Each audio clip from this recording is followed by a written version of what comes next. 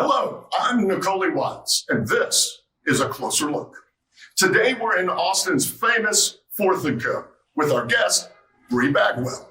And for those that have been sleeping under a giant Texas rock, she is an absolute red dirt music powerhouse.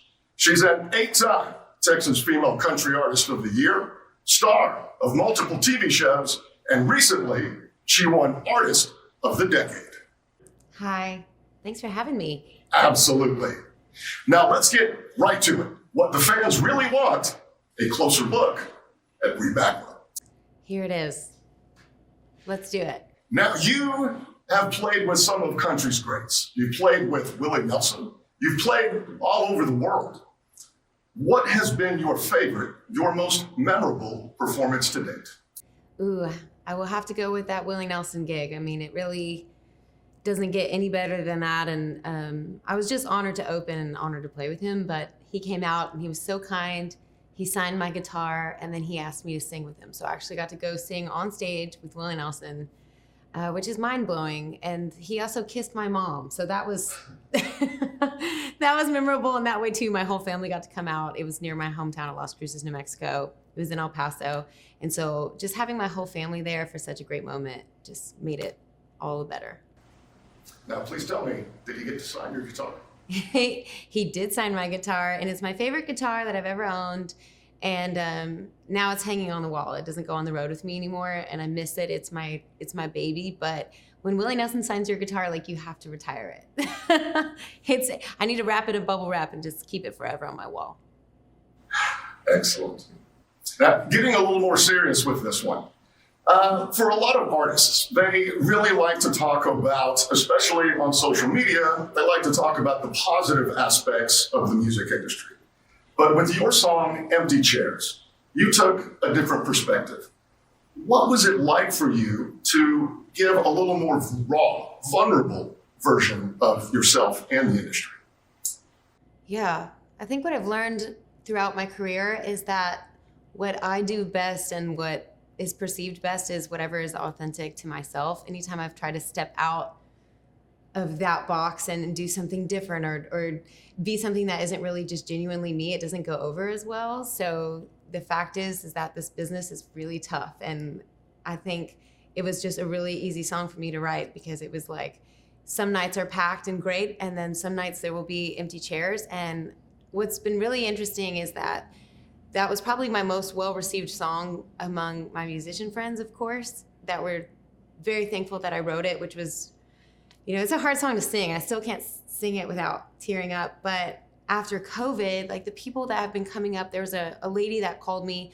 She owned a restaurant and she was listening to Empty Chairs while looking at all the empty chairs at her restaurant. As a business owner, she was just, going through the ups and downs like we go through as musicians. So it was interesting. I only thought that song would matter to music people, but it doesn't. It's kind of a universal truth. So I don't know, it speaks to the fact that I should always write songs from my core and it will help somebody out there somehow.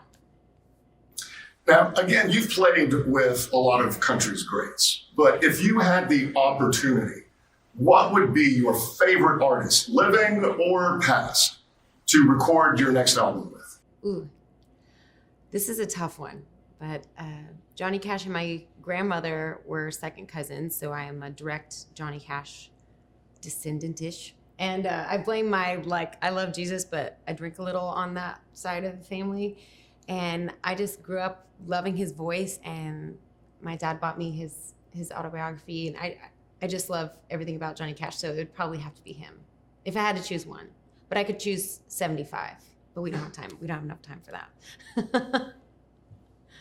Now, a quick lookup of you online shows a lot of fans talking about how you're the hardest working woman in country music today, and that you're so graceful to always be there to answer questions or sign merch. How do you prioritize and do such a great job with a work-life balance when so many others find it very difficult? Well, I cry a lot. I cry all the time.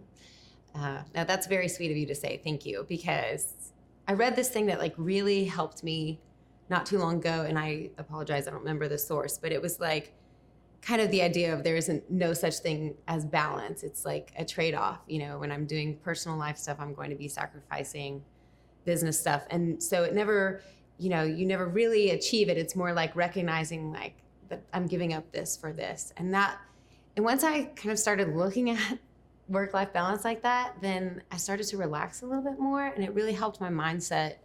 And sometimes even, signing until the end of the night, especially after COVID, has gotten like a little stressful after not being around people for 2 years because of COVID. So maybe just taking time to realize like what I'm able to give before I reach that point, that breaking point, because road life is really, really tough, and putting it out all on stage for 90 minutes or however long is exhausting. And then going to talk to people afterwards, I have to really take like a mental check and see like where I'm at, because I want to be able to be kind to everybody. That's what they deserve. And every time people come to shows, I want them to be able to get their merch signed. I think that's what's so beautiful about Texas music, is being able to go meet the artists afterwards. I mean, you don't get to do that with a lot of these national acts.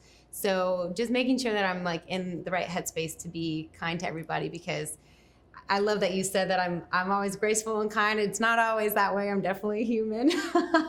So I just want to make sure that I'm always the person that I want to be to the fans, not that they want me to be. It's the person that I want to be, and that's the person that works hard and is also kind.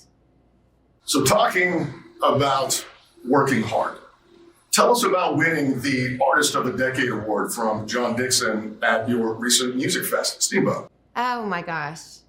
I've won a lot of awards through the years, but getting something like a decade award, I'm like, does this make me feel good or does this make me feel old? I'm not sure, and I just won Female Vocalist of the Year last week for the 8th time. And, at that point, it's kind of just like, we don't throw a party or anything. It's like, high five, all right.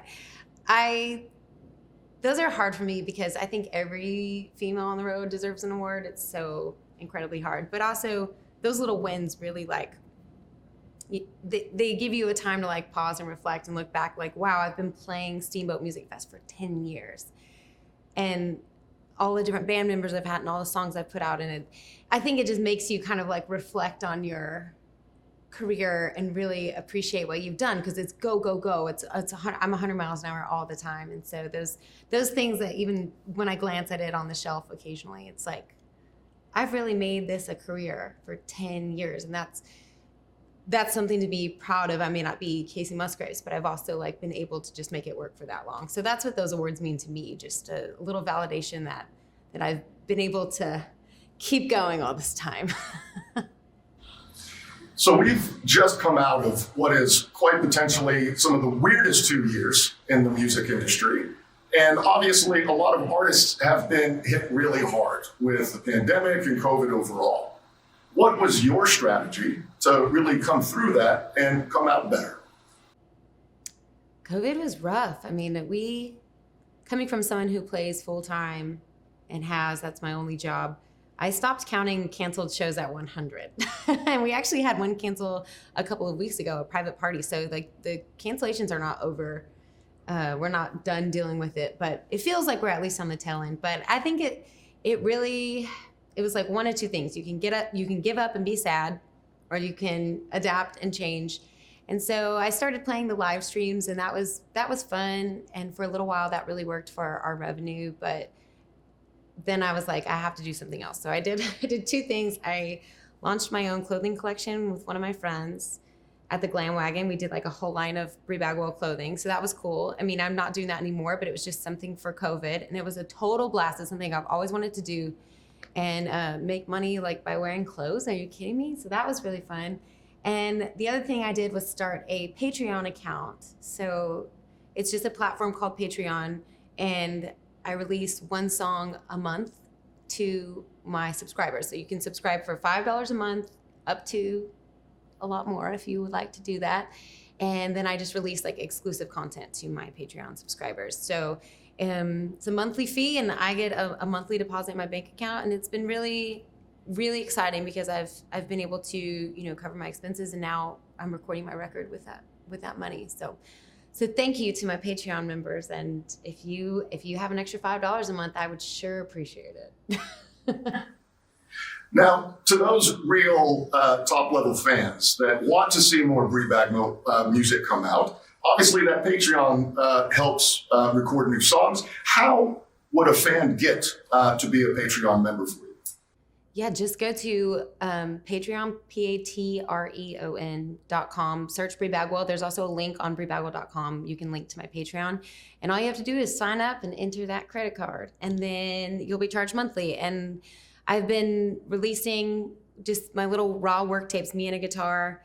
And I'm fixing to start releasing new songs off my record that nobody's heard yet. So I really think it's a good thing because I feel like I'm giving something of value, maybe a pre-show meet and greet so you don't have to stand in the long line at the end of the show to say hi, exclusive content. So I think it's instead of me just being like, please give me money, because we really feel like as musicians, we're just always asking for money. And so to be able to have something that makes me feel like I'm giving back what I'm getting it's such a great relationship to have. Excellent. So now with that, what is the next big thing for Bri Bagwell? Well, I am doing the thing that everyone's like, don't do that. I'm going to do it. I was telling my producer, Rachel Loy, I want to make a record. I haven't had a full-length record come out since 2018. And I was telling her all these reasons and and she stopped me and she was like, you don't have to convince me to make a record. Like, if you want to make a record, let's make a record. Like, it's not that hard. And I was like, okay.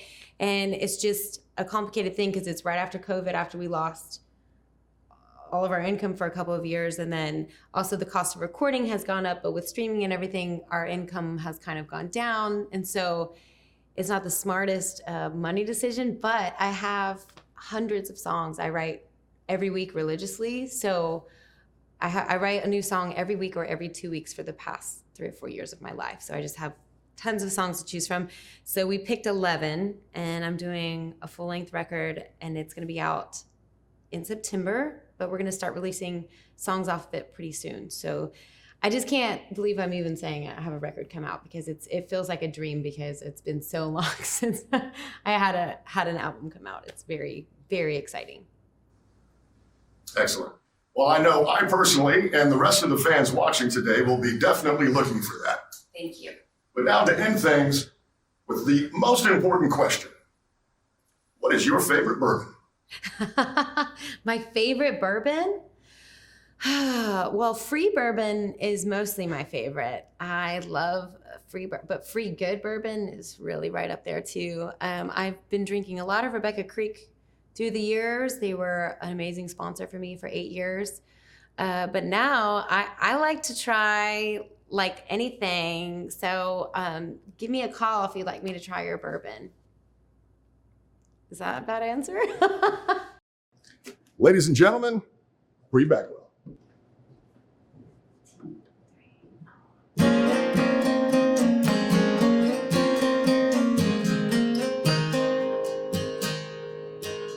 See him bending fences. I wish he worked that hard on what's broken out. I see his love of horses.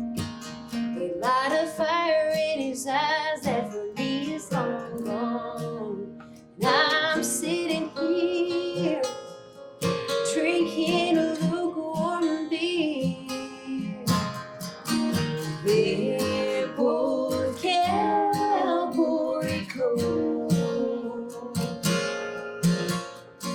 Just something to hold. They say it takes a woman who's pretty damn tough to drink them like the boys who deal with that kind of love. Oh, but it gets old in their cowboy clothes.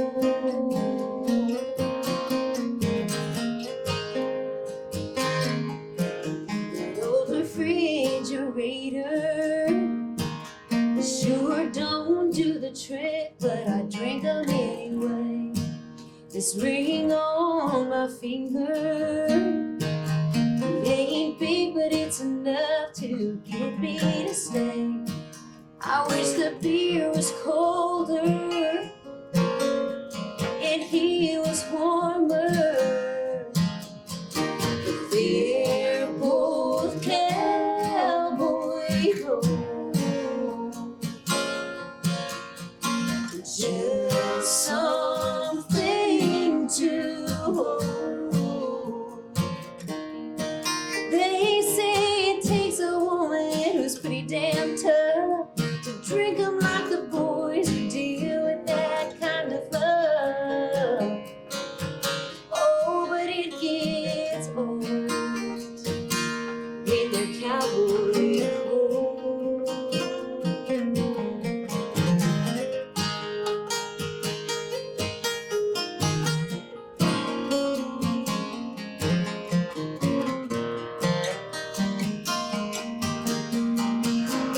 I know I shouldn't think twice. I could run to the store for a small bag of ice, or keep on driving right out of this town. But I grip my teeth for one more round.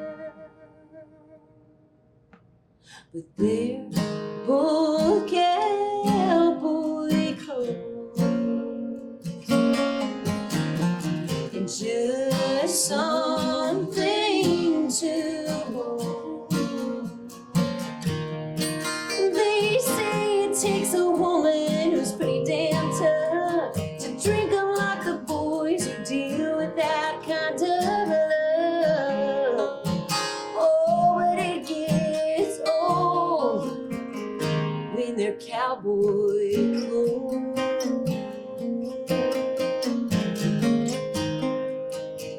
They're just cowboy clothes.